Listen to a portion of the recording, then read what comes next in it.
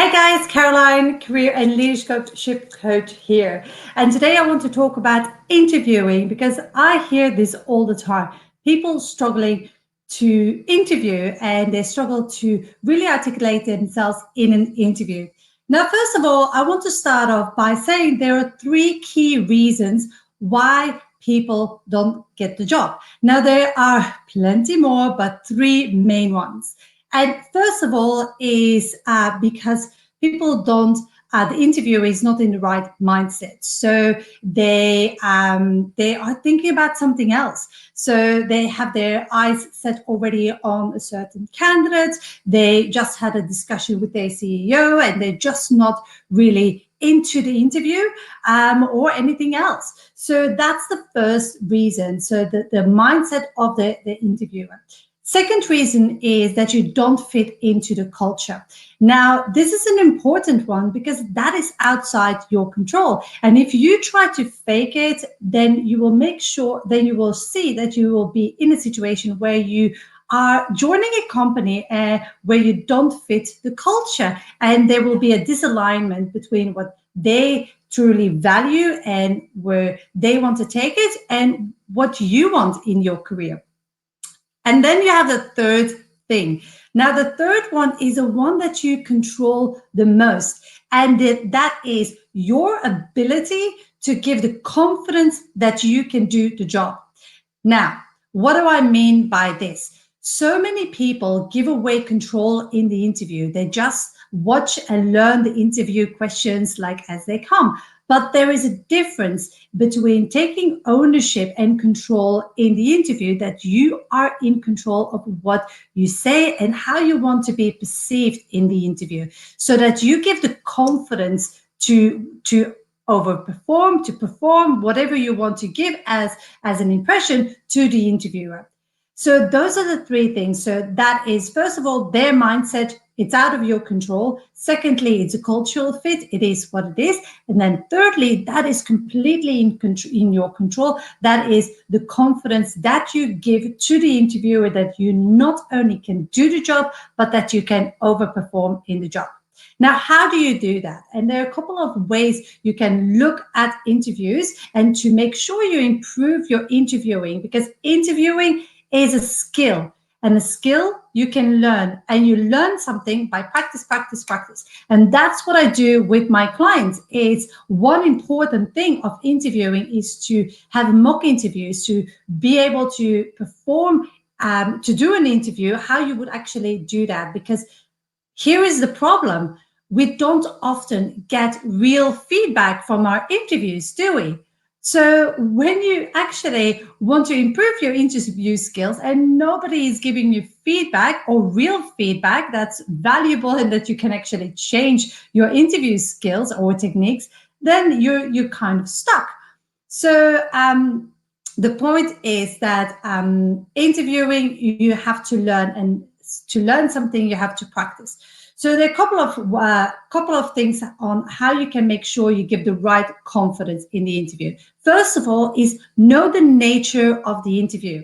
Now, the reason this is so important is there is it's a very big difference between an interview where they are just going through your resume, or a competency-based interview, or a behavior-based interview, or a scenario-based interview. And most candidates, and definitely on a senior level, they have no idea what they're stepping into. So they don't ask the right questions to the recruiter or the HR person that's organizing the interview about what the nature is of the interview.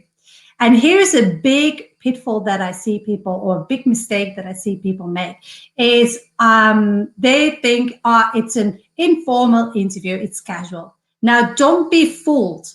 There is no such thing as an informal interview, because they will still use that informal interview to make a judgment that you go forward to the second interview or that you get the job. So even though they might see it as an informal interview, you have to still treat it as formal. You still need to be prepared. And your preparation is by knowing yourself, your skills and experience. And I don't mean just on the executional and practical way. It is about what problem you solve for them. It's not about you. Nobody's at that stage so interested in you. It's about them and what you can contribute to that organization, to that manager, to that project, to whatever situation you are in. So that is the first part, is understanding and getting clear and understanding what the nature is going to be of the interview. Second point that I want to make is that you need to be able to make the perfect first impression. Now, we all know that first impressions are very important in anything. People make up their mind in a couple of seconds, whether they like you, dislike you, like they might change their mind, but they have a first impression. So in an interview, it is the same. You need to be able to make it the perfect first impression. Now, in 95% of the cases, the first question in an interview would be like, hey, thank you for coming. Please sit down. It would be great if you can tell us a little bit about yourself. Boom. Most people, they waffle, they struggle answering that question. They don't know what to do. And that is where it all breaks down again, because you don't make the best, perfect impression. So if I have to see 5 candidates for a senior leadership role or a senior manager's role or even a manager's role, it doesn't matter actually. And the person needs to demonstrate leadership capabilities and needs to be switched on and professional, to the point and laser focused. This is such an important question on how you articulate yourself and tell what it is that you can do. So that is a really important point, is that you nail the first impression, the first question, the tell me about yourself question. And you can prepare to those questions because you already know what it's going to be in most cases, not in all cases, but in most cases. Second part, or the third part, is knowing what your added value is going to be. A lot of people, they have still that idea of like, I can't sell myself. I can't talk about myself. I struggle. And I get that. Many of my clients feel exactly the same way. But here is the thing. You owe it to that yourself. You made too many sacrifices, and you have to do justice to your skills and experience to be able to put them in the right light. So it's not about you, it's what you have achieved and what your skills and experience can do and contribute. And the reason why people can't sell themselves is because they don't know how to connect the dots and articulate that in a clear way. Now, that's one aspect.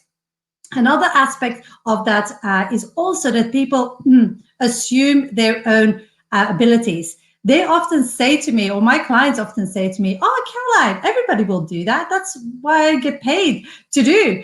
And I get it, and I know what you mean, but it is not common sense sometimes that you have natural talent and you do certain things your way. So you have to acknowledge that. Don't you have ever people that say like, you are so good at that? And they will just like go to you because they don't want anybody else doing that specific task or having that responsibility or anything like that. So it's really important for you to acknowledge what it is that you can do, and that you know what your key achievements are, and that you can connect those dots, because that is what the added value is that you bring to the table and that you can do for an organization and can bring to an organization. And that it's, if you don't know it, they won't know it. So that's why it's so important for you to get a clear understanding of that. So that's point number 3. Last point that I want to make on how to really get good at interviewing is really understanding how to finish up and wrap up an interview. So the mistake that I see a lot of people do is they ask questions that give them information that is basically useless to them. It's useful in some perspective, but they can't really make a decision or get a better understanding of that organization. So my challenge to you is craft interview questions that you ask at the end of the interview that are smart questions, that are strategic questions, that position you as a candidate that's the best for the job. So, because don't ask questions like, oh, yeah, can you tell me about a little bit about the team structure and how many people are working here? Because that's an example of information that you will get, but that's not really going to add any value to you. And the reason why you want to do that is you want to make the perfect first impression, and you also want to make a lasting impression by asking a question that is a little bit different, that makes them think, and that really makes them feel that you understand. Because if you can give that feeling to them, that you understand them, that you can actually operate in whatever situation they will throw you in, then you have a win. On the other side, it's also good for you to actually become aware what's really going on in the organization. Because if you craft your questions in a smart way, you will actually uncover quite a lot. And one of the biggest things that I've seen with people through my career is they join an organization, and 3 months in, 6 months in, they come to the realization that the organization wasn't the organization they thought it would be. And that is often because they weren't, or they didn't ask the right questions in the interview. So if you've ever said like, oh my God, this was not how it was sold to me in the interview, or expressed to me in the interview, it's often because you also didn't ask the right questions to them to uncover what's really going on in the organization and behind the curtains. So it is up to you to take control over the interview process. It's a two-way stream. It's not only them qualifying you if you can do the job, if you can overachieve in the job, and if you actually fit in that culture, but also for you to make sure you understand if you fit in what they have to offer and if you actually want that. So it's also an opportunity for you to ask those relevant questions and to make sure you get an understanding of what's really going on. So those are my 4 tips that I would say that will make the biggest difference. So to just summarize those again for you, the first one is, and I have my cheat sheet here. First one is know the nature of the interview, because the interviews are very different depending on if it's a behavioral-based interview, competency-based interview, just an informal interview, you know what I think about that, or anything else. Second one is your first impression. Make sure that you have prepared your answer to the question, tell me about yourself, in such a way that you open with a bang. Thirdly, it would be make sure that you know how to articulate your value, that you can show an organization what you can bring to the table.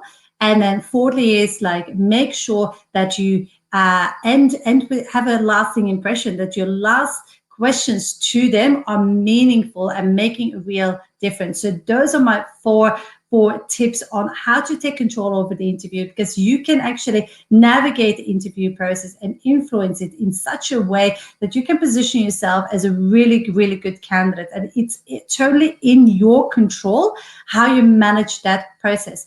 And please, please, please don't forget this. There's one thing. Interviewing is a skill you can learn, and you learn something to practice, practice, practice. So with this said, if you want to work with me and find out more on how I can help you, there are a couple of ways. First of all, I will share this with you. This is a masterclass, how to get a leadership role. This is mostly meant for people that actually want to step up in their career. So they already have a 6-figure leadership role and they're just looking for the next challenge, the next step in your career, go to this masterclass. It outlines the 5 simple steps to get more interviews, to raise your profile, to stand out so that you can land your next leadership role, and so that you don't have the headache that can come with a normal job search. Because sometimes you apply for jobs that you know you have the skills and experience for, and it's so frustrating because you do not get the interview. So this masterclass will give you a lot of insights on how to position yourself and why it's important and so on. If you want to take it a step further, I would say like book a call with me. So newhorizoncoaching.com.au/call. And we will just have a normal chat. It's a chat between you and I. It's not going to be one of those typical sales calls. Just me to get an understanding of you, your current situation. Then I will explain to you like what the strategy is. I will show you how we can get you from point A to point B. And if you are resonating with what I'm saying, you might say like, Caroline, let's work together, and then we can take it from there.